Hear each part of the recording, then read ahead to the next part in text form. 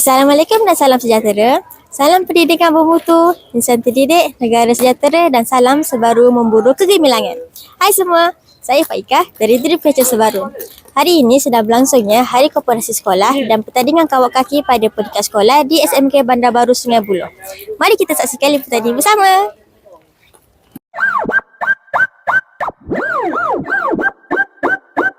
Ada yang kita lepas, ada yang kita simpan.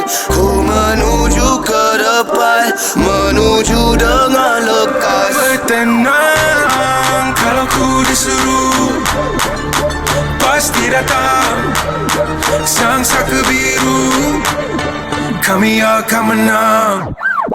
Mana boleh berserah, mana boleh mengalah, mana boleh berserah, mana boleh mengalah.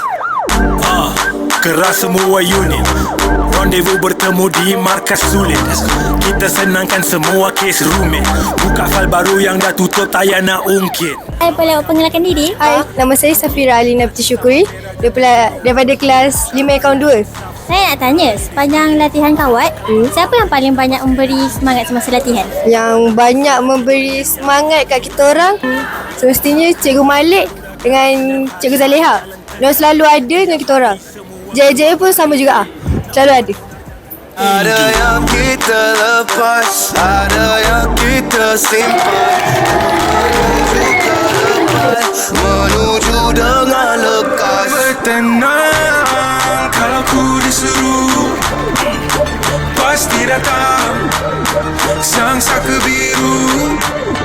Kami akan menang.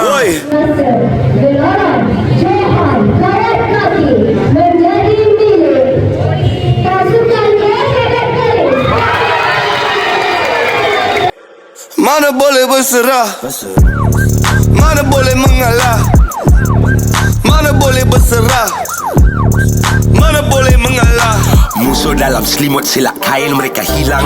Waktu mereka singkat, setiap detik mereka pinjam. Sinar lampu biru buat masa depan hitam. Kejar-kejar tekan